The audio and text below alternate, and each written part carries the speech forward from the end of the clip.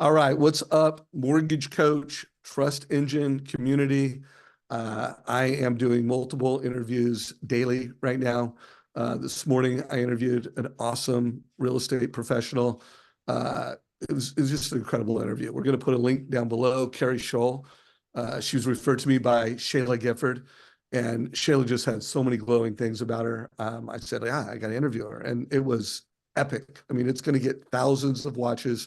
I'm going to put it down below. And it was how she's a realtor, and how she's going to win and crush it post the NAR settlement. So make sure you check that out. But I just had to interview Joe Wilson, the founder of Social Coach. First of all, the name Social Coach, Mortgage Coach, I'm like, Pretty similar. yeah, pretty similar. Joe, I'm going to do my intro to you, Joe, and then ask you to, give a little bit for others. But I've known Joe for a long time, not decades, but I would say Over a probably decade. Yeah. Yeah, over a decade, for over 10 years. When I first met him, he was an executive with Fairway. Were you like the CTO? You were Yeah, I was EVP of technology there. Yeah. Okay, EVP of technology. Yeah. And he just always struck me as a true industry visionary. He also distinguished himself because not only did he understand technology and how to use it to create a competitive advantage for both a lender and a loan officer, he really knew how to roll out technology in a way that it got adopted, got used. Then went to Simple Nexus. Simple Nexus. Yeah. Great partner there. What was your role there? I was the chief sales and marketing. Yeah, CMO. Yeah. So Yeah. he knows technology, he knows marketing. Again, another incredible partnerships. And then he, was like, I want to be an entrepreneur. And he's always loved social media. If you follow this guy on social media, you're like, he's smart, he's cool, he's fun, he loves his family. He just does a great job of building a brand on social media. And so I thought, in this NAR world, our NAR settlement world, I'm seeing a lot of social media, and some of it is like incredible, and some of it is like, oh my God, what are you doing? Like, you're not helping your brand. Yeah. You're not helping realtors. You're not part of the solution. You're part of the problem. And so, not calling anybody out specifically, but I see an array of content, and some of it is really like they're building their brand. They're going to crush it. And some of it's not. So, Joe, welcome to the show, brother. Hey, Dave, thanks for having me. The one thing I'll take issue with was you said I was cool, and that couldn't be further from the truth. But I appreciate the sentiment. I'll let the audience make their call, but I have they can, yeah. Over the course of this conversation, they're like, "What a cool dude." Yeah. Well, let's see. But I appreciate our years of friendship, and you've always been a great source for me to come to and bounce crazy ideas off of. And I love the Mortgage Coach community, the Trust Engine community. You guys are awesome. So happy to be here today. Yeah, well, thank you for that. Yeah. Anything you want to add? Just knowing the topic we're going to have. Anything you want to add about your backstory? Geez, I think in the context of what we've been doing for the last 4 years is with Social Coaches is really trying to help loan officers grow their business on social media. And I think you get a lot of that in this community here through Dave and others sharing their advice. And I know there's a lot of winners on here on social that share their everyday successes. And, we are kind of along the ride with that, both at the kind of corporate level, compliance level, keeping you safe, making sure you don't say the wrong things. They're going to get you or your company in trouble. But also, more recently, we've really gotten into giving relevant, timely advice and video scripts to help you really win on social every single week. And, the topic of this week, of course, is this NAR settlement. And we actually have some really great video scripts that are coming out this week that I think really help to do exactly what I think, Dave, you've interviewed a couple people already on doing that are using this as a way to educate consumers, to help them lift themselves up and really help realtors as well be able to navigate the way to correctly position this in a way that's going to help everybody versus being, kind of complaining or negative about it. Because I'll tell you, the worst thing that will just shut everybody off, that will say, I don't want to work with you, is being dismissive or complaining or just sound like a whiner. Like you don't want to do that. Yeah. And I want to validate the importance of social media. I mean, I have been interviewing top loan officers for over 15 years. And I know when social media first hit, I would interview people that use social media and not publicly because they weren't doing enough production for me to like, okay, I'm going to showcase this person. It was like busyness. And I don't remember what year it was, but it all of a sudden you started seeing like big time mortgage and real estate professionals and it became business. And, you know, and today I'm going to show you a quick screen. This is a screen that when we're talking to lenders about our borrower intelligence platform, you know, we're talking about, hey, how we help you lose less loans that are in your funnel, how we help you close more loans that are in the lower part of the funnel. But when we just like generically, like this is generic, you know, we always like, you know, clients, Mhm. realtors, Mhm. social, and Zoom, you know, Leads. or excuse me, Yeah. Zillow. And this is just like paid leads. And so, you know, really it's become a tremendous source of business for top producers. And I want to make sure we unpack best practices around how to use social media. And let's focus, Joe, if we can, on a local referral-based mortgage professional. You know, it Mhm. doesn't matter what the model is. But they're local. They rely on referrals. Probably their number one referral source is their realtors. Mhm. But how should they be using social? And I want to make sure we really unpack in this, call it, you know, the future NAR settlement era.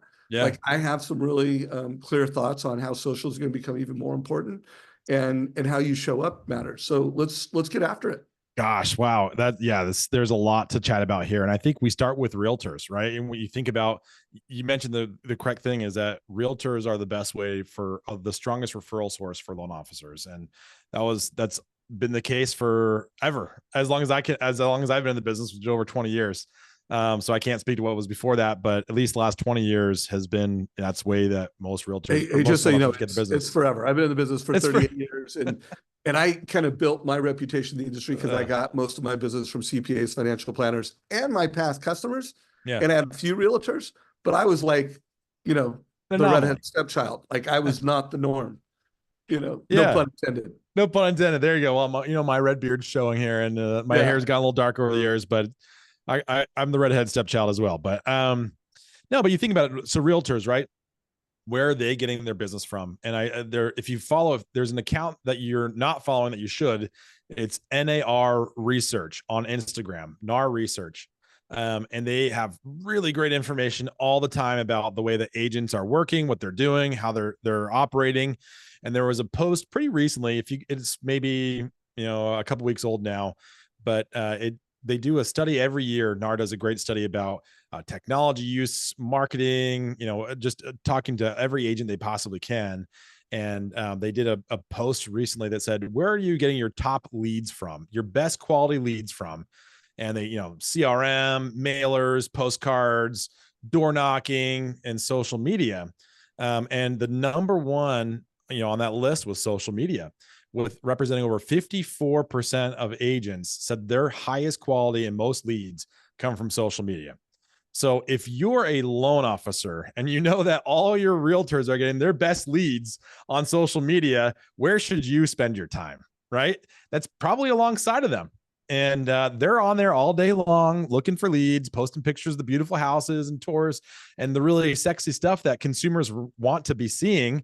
So where are you in that equation? If a loan officer is out there in your community and you want to be in the community, in the past we might have put an ad on the school fence on the baseball field, right? Or did mailers or on the grocery cart or whatever the case may be.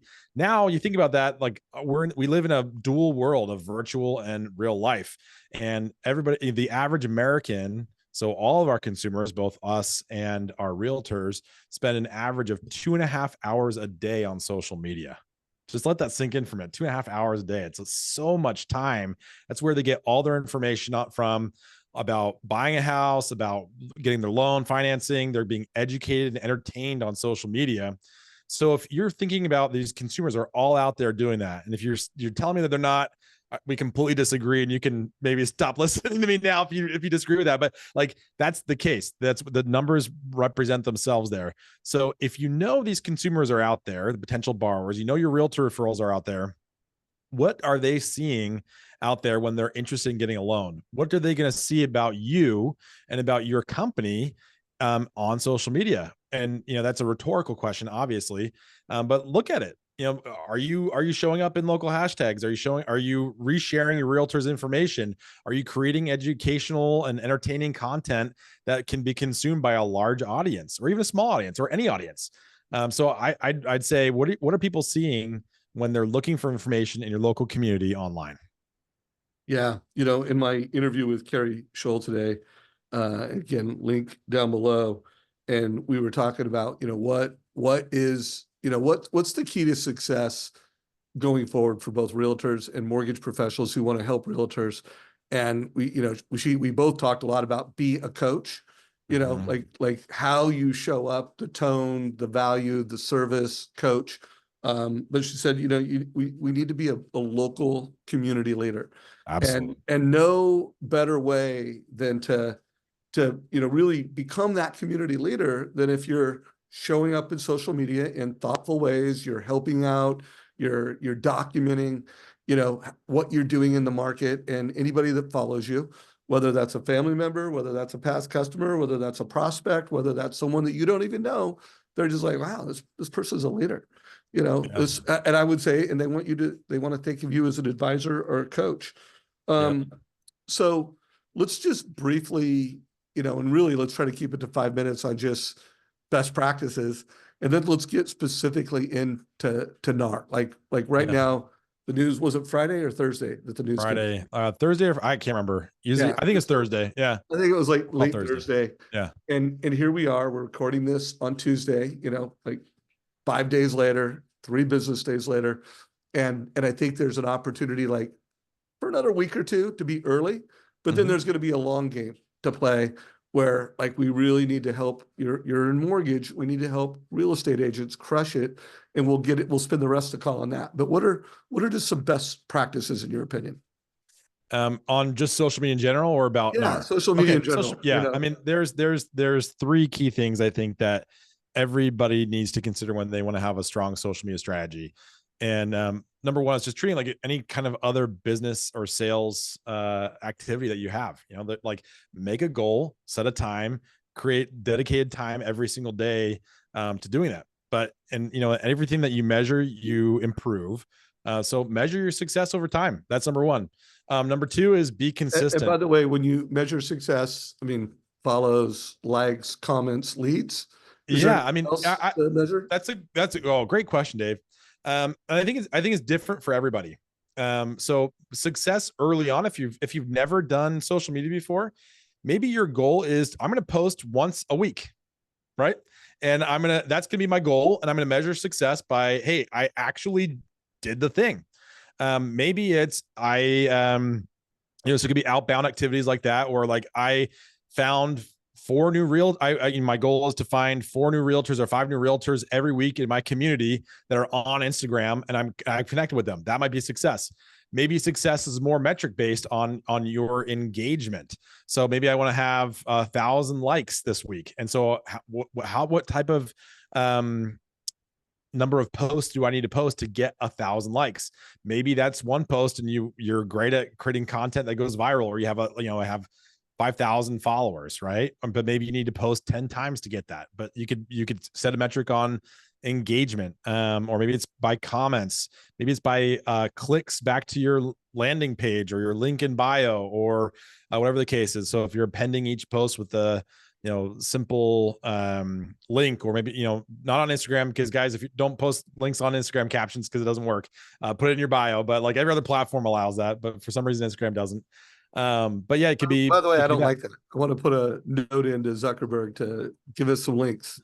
It's kind of funny, isn't it? Like, and on Facebook it works. Yeah. And on Threads it works too. So 2 out of 3 Meta products allow you to have a link there. Now on Instagram stories, you can have a link on your story that you can add that on there. So you can do that from there, but not on a caption on a post. So it's interesting. Yeah, it is. And Seth O'Byrne, who's going to be speaking at the Modern Mortgage Summit next week. He's a top realtor who I've interviewed multiple times, and he really built his business, with Instagram. Like, he was in college when Instagram came out, and he always talks about how his number one lead source on social media is stories. It's Instagram stories is where he's actually getting the leads. And I find, I get the most leads, how I use social media on LinkedIn, but I get business and have, what I call impact conversations on all channels in my role.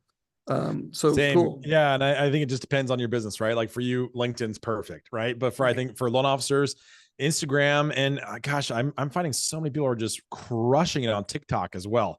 And for the longest time they weren't, and now they are. But we could have a whole other conversation about TikTok. But let's focus on NAR. And I kind of say sidetrack too. So you got one, let's do the other two, and then let's focus on NAR. So real quick, and I won't drill down on the next two. That's okay. I'll try not to. Yeah. So we talked about setting goals. The other two are consistency. You have, like in everything, you have to remain consistent. So pick a goal that works, but at least one of your goals has to be, I'm going to consistently post. And so again, whatever that consistency is for you, do it. If that's one post a week, if it's 2 or 3 or 4, just do that. And over time, you can get better at it and do more. I would say, aim for 3+ times a week. I think 3 is great, but you want to have quality posts. So don't just spam, 5 or 6 or 10 times a week. If you're just trying to get content out, create content that helps to educate, entertain, or inform people about what's going on, and to help them, the person on the other side of the screen, improve their life, right? The goal is for them to feel like they're getting something out of it, not for you, because it will come. That will always come. So that was number 2. And then number 3 is engage. You have to engage with other people's content for your content to do well. Think about this, like we call them social networks. Think about any type of networking event you've ever been to. And, I have a love-hate relationship with networking events at like conferences and stuff. It's fun for a minute, but sometimes I feel a little just like, oh gosh, I got to do this. I don't really like it, or I want to get out of there and go to bed or something, because I like to go to bed early. But imagine going into a networking event and only speaking about yourself, and never allowing anybody else to speak, or never asking them any questions, follow-up questions, or have a conversation about anything else anybody ever wants to have. That would just be awful. You would probably not like that person very well. So this is the same thing with social media. So, and one of the biggest hacks I've ever seen is, before you post anything, go and like and comment on at least 5 different posts. Because what you're doing is, what you want to do is you want to maximize your opportunities for success on social media.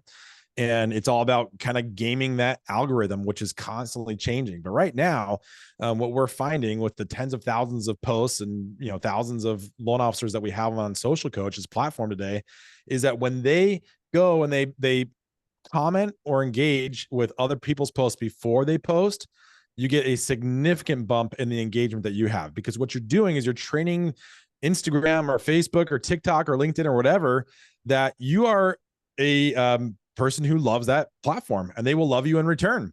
And as long as you're because what you're showing is that your account keeps people on their platform longer. That's your goal for this, is like, I want to create content. I want to be a contributor to get people to stay longer. It's almost a little nefarious when you think about it, because all these platforms really care about in terms of your activity is, how can I monetize you? So they want to keep you on there for longer. So create content that is video, because that's what they're pushing today, and engage other people's content to show that you are staying on, and you can get people to come back to that platform. Yeah, that's the one. I am consistent. I post on LinkedIn. I try to do daily. I post on YouTube. Try not to do more than once a day, but 3 times a week. But that engage and comment is hard, Super hard. So I need to do a better job on that. Dave, I have a little hack for you on that one. You ready? Bring it. Okay. Yeah. I have a little mnemonic device that I love for this. And it's like, because sometimes it is hard. It's hard to think about, like, what are you going to engage on people's posts? And I get it. Well, you're, and I mean, doing a fist bump is kind of my favorite, but I know that's not enough. You yeah. got to put a few words. Yeah. Put a few words. And so I have this little thing. I just call it CCQ. And I've always just thought of this, and I tell my kids this before they go to school every year. Tell them, like, here's, you need to be friendly with people in school. Not that my kids aren't friendly. They're all very well adjusted kids, but like we always talk about this. So it's, if you don't know what to say to somebody, it's CCQ. So a compliment. So compliment them on something. Like, it doesn't even have to do with their content. Like, Dave, oh, is that a new shirt? I love that mortgage coach. Look at that. Oh no, it's got to be old, right? That's like a legit old school mortgage coach shirt. I love that. That's the compliment. Hey, commonality. Dave, we're total twinsies today. We both have black shirts on. How about that? Looking good out there, chap. Like, that's a commonality. And then maybe it would be a question. Oh, Dave, I see you got a lot of books back there. I love your artwork. Is that something you picked up, or is there, did you design it yourself? Like, just like, it's really easy to come up with one of those three like little targets there that you can easily commonality or question. Okay. I will, it works for me. I will give that a whirl. That a whirl. So if you are watching this in Facebook, I'm going to jump in there in a minute and see if you have questions. The bigger audience is going to be watching this in YouTube. If you have questions, let us know. If you have comments, let us know. And, like Deborah Bird, if you're watching this and you want to add on a few more best practices, yeah, please do. The founder of Plug and Play and our co-host of our Friday show. Any questions, any comments, put those down below in chat. And Deborah, I'll know if you watch this or not by any comments, questions, and whether you gave us a like. So cool. So let's go through. I mean, I've got a couple things that I'm pretty passionate about that I think are important when it comes to, showing up in this, and I'm calling it the NAR settlement era. So between now and then there will be a time, probably 6 months after it, where we just have kind of a new era in real estate. And I do believe that this is a seismic shift in the real estate business. Like, I do believe that this is going to affect listing agents. It's going to affect buyers agents, obviously. We are going to move into a new era, and we probably, the NAR settlement will be that catalyst event that created it, but we'll figure out a name for that when we get there. So in this NAR settlement era, what are some of the best practices in your opinion? Yeah. Well, let's first break down the NAR settlement, because I think it's important to kind of like think through it. And let's not go for more than 5 minutes on that. No, like, this is a 30-second Okay, conversation, in my opinion. And I could be totally wrong, and I needed to be better about this. But if you kind of break it down into very, very simple terms, it's making buyers agents have the hard conversations that the listing agents have. You think about it, a listing agent always has to negotiate the commission. They have to have the commission discussion up front before they list that person's home, right? And now buyers agents also have to have that conversation. It was easy to sweep it under the rug and just kind of skate by and, oh, well, I'm totally free. It's just, I get compensated on when the deal closes. They don't have to have that tough conversation. But that's what it really breaks down to now, is like, hey, you have to have that conversation up front, and it's going to get built into the deal one way or the other. But now they just can't get away with just saying, oh, it's free. So they have to become better salespeople. By the way, I really like that. And I like it for a few reasons, because I am, now that we're kind of, the news is out, and there's a lot of news. Housing Wire is doing a great job of delivering the data, the facts. I don't need to list all the different news sources, but there's people doing that. And I do think, as mortgage professionals, it's new enough, take some of that and put your framing around it. But I also find there's an opportunity to, like, what does this mean to you? And there's an opportunity to, like, make it constructive. So, like, when you tune into this channel, you won't hear me going through and explaining it. I'm like, Housing Wire did that, and so did a couple other 1,000 people. What you're going to hear me doing, and I have a strategy, you're going to hear me interviewing super successful people that are coaches, advisors, that are data-driven. Like, these are my people. They align with our product. We turn loan officers into data-driven mortgage coaches. So you're going to see me interviewing data-driven mortgage coaches or people that share our values on like, what are you doing? Like, how are you winning in the market? So that's my strategy. And I would just push everybody listening to this, like, have a strategy. And it's probably not just competing with Housing Wire or competing with everyone else that's kind of saying the same thing. Anyways, I don't know if you have any thoughts on that, but that's one of my best practices. Yeah, Dave, I love that. You don't need to recreate the wheel. You can, I see a lot of people have done a really good job, especially like on TikTok, doing the green screen on the background, pointing to the article and linking it, right? You don't need to, you don't need to explain every little bit of it. But what I think you have to do is, think about, what does a consumer need to know about this in terms of their next real estate transaction? What does it mean to them that you can share, that you can help them say, oh yeah, what is this? Like, I had a couple of people come up to me over the weekend and say, Joe, what does this mean? What does it mean? Like, I want to sell my house. What, do I not have to pay real estate commissions anymore? I'm like, absolutely. You are still going to do that, right? It's just, you're going to have a tough conversation about it, but like, you can educate very simply. So I always think, how can you break this down to what a fifth grader will understand? And any type of communication, that's like the standard of what it is, and very short and very briefly. And Dave, I know you've already interviewed a bunch of people that have done it very well. So we don't need to recreate that, but that's my thing, is like, how can you make it simple for everybody to understand, and what's in it for them? What is it that you can share for them that will make them happy or informed or educated or entertained about it, and leave the rest to somebody else. But that's what I think. Cool. Well, I like that. What's another best practice? Anyone listening to this that's participating on social media, do this. It's a best practice. Yeah. And I think, the other is just be positive about it. There's no sense in being negative. Like, if you want to talk about it, and, particularly if you also happen to do real estate, I wouldn't be complaining about the settlement. I wouldn't be saying this is terrible, or it's going to ruin our industry, or I'm going to have to go back to driving Uber or anything like that. Right. But being positive, and again, just not thinking about yourself as much as possible in it. That's the biggest thing for me. Yeah. But Dave, I know you put together a LinkedIn piece about this just recently. Yeah, I posted on Monday. I'll put a link down below that. And I think my first bullet point in that aligns a lot around what you said in terms of being positive. I said, be, an empathetic leader, because I have seen a number of both real estate posts and mortgage posts that are, just very, and by the way, I put it in my post. I do believe that anytime there's chaos, fear, and change, there's opportunity. So absolutely. And I believe that almost to a point of toxic positivity, but I do think when you're on social media, you're speaking to a lot of folks, and there are some realtors that are, depressed. There are some realtors that are angry. There are some more real estate agents that are stoked.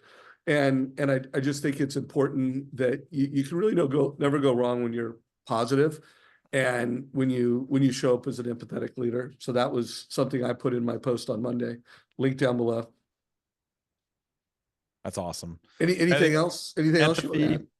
No, man. I think those are my only two pieces of advice: is remember your audience, be able to like make it super easy for them, and remain positive. Those are my three big key pieces of advice for this. Well, I want to spend a few minutes on what is Social Coach, but before I do that, because I want people to know what that is, but I also want to know, I believe in being positive, but being valuable, and being an educator. That's just always, I've always felt like the best salespeople, which great loan officers, they are salespeople, great realtors are great salespeople, are the best teachers, are the best educators. Any thoughts around social media and how to be an educator? Anything that you think of when you think of being an educator on social media? Yeah, absolutely. I think there's two forms of content that you can post that is valuable when it comes to social media as a loan officer, and that's the people in this audience, and even real estate agents. The same thing. It's either to educate or entertain. Like that's really what it has to be, right? So like education, again, so taking a couple of steps back, I actually got my degree in advertising and public relations years ago. And one of the main, and then I got real world education when I worked at in sales and product marketing at Ellie Mae for 5 years there. And that was really the best education when it comes to like, how do you really position product and sales to an audience. And what it really comes down to, again, is like knowing really, really well the people that you're talking to. And I think that this is probably the biggest thing when it comes to social media is knowing your audience well. So who are those followers that you have, and who are you talking to, and being very aligned on that and everything that you do. So Dave, back in the day, you working with CPAs and financial planners and others. Your audience was that you knew them incredibly well. You know them so well that you've now turned an entire generation of loan officers into financial experts and mortgage coaches, helping homeowner or helping consumers make the smartest financial decision that they possibly can. Now your audience are these same loan officers, and you're helping them really improve and become better leaders and better examples for everybody around them. It's the same thing for you as a loan officer or a real estate agent on social media today.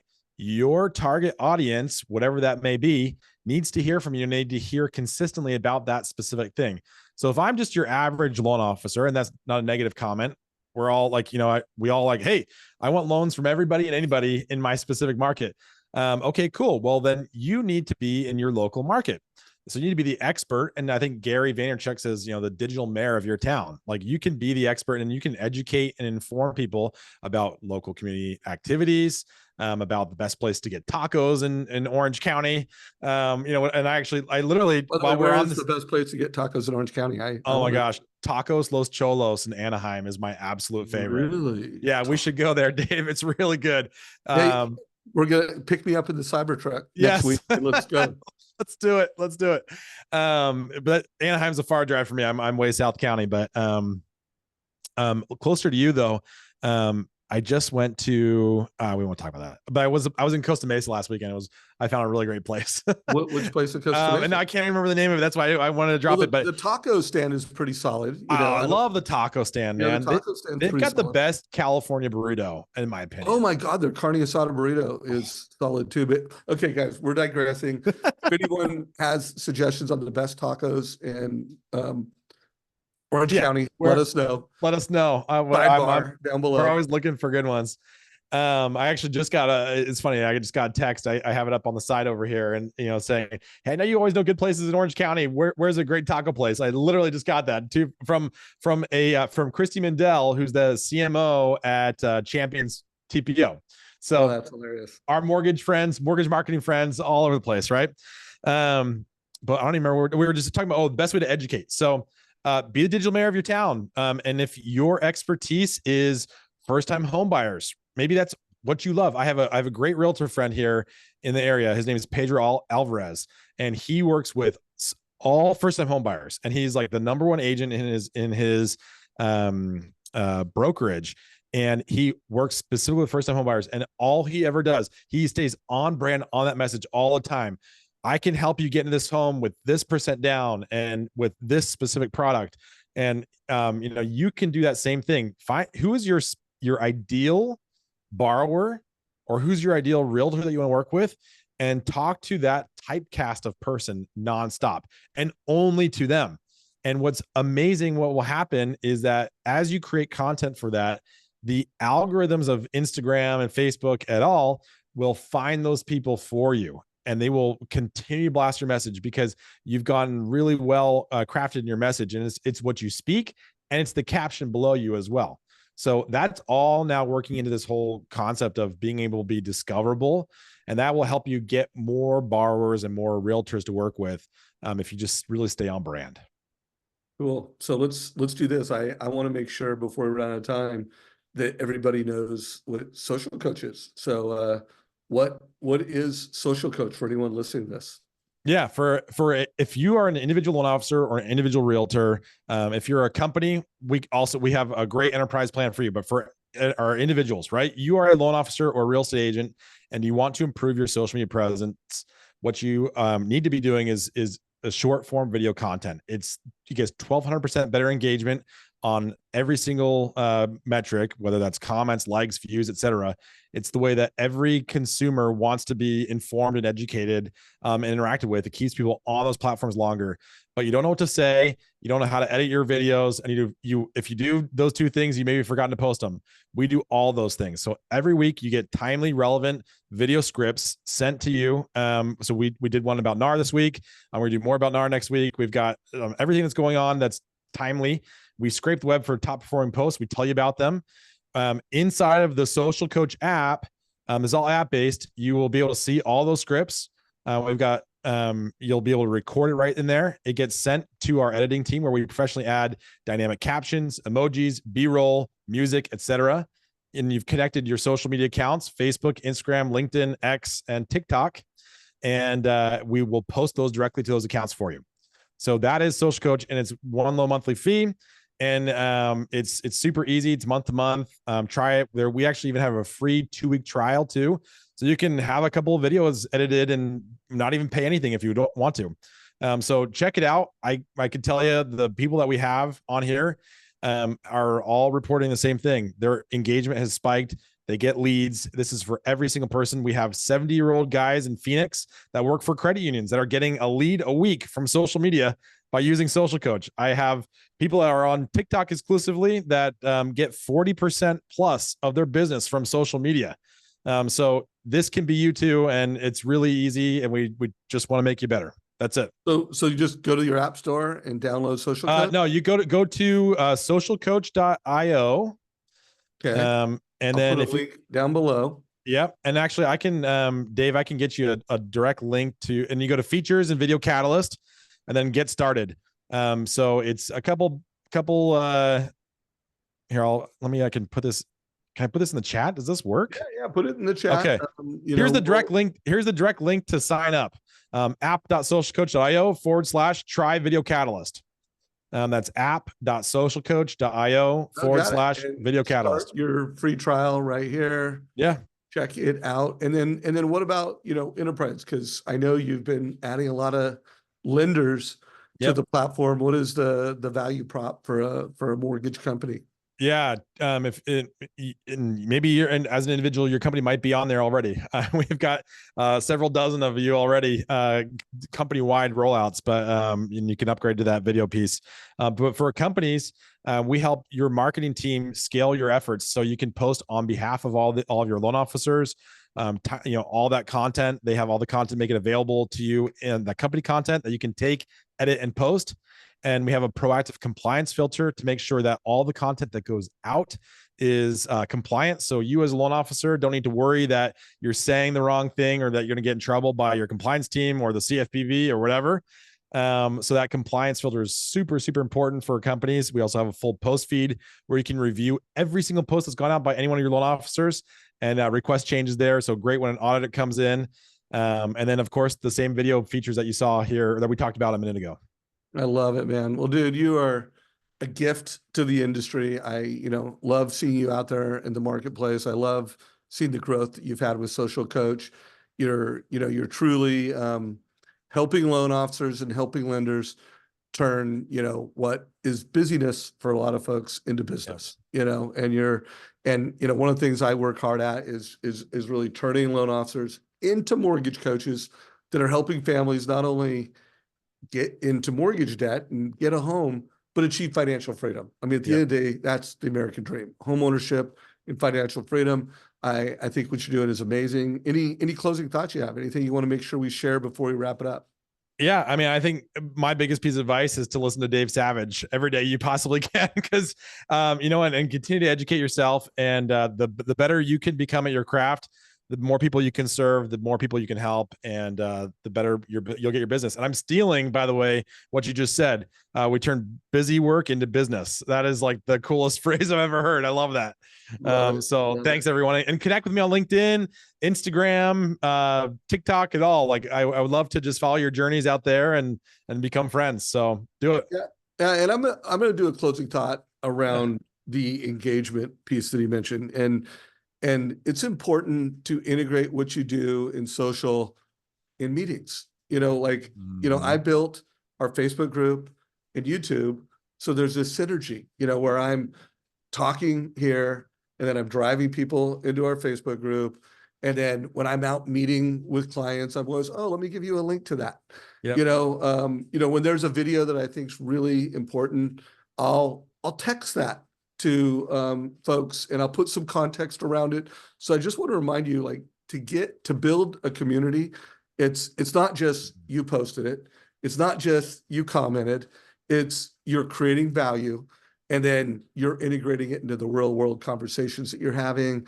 And then that's the other thing that we didn't talk about, that when you really spend time thinking about being valuable on social, you actually become a better version of yourself. Like when you can master a piece of content so well that you can do a video on it, like you actually get better at having that conversation, so that when you're out meeting with realtors, when you're out meeting with customers, you just become a better salesperson, a better version of yourself. So I hope you follow Joe on all the channels he talked about. I hope you go to socialcoach.io, right?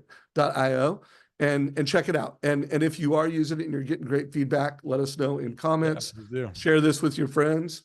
Joe Wilson, you're the man, bro.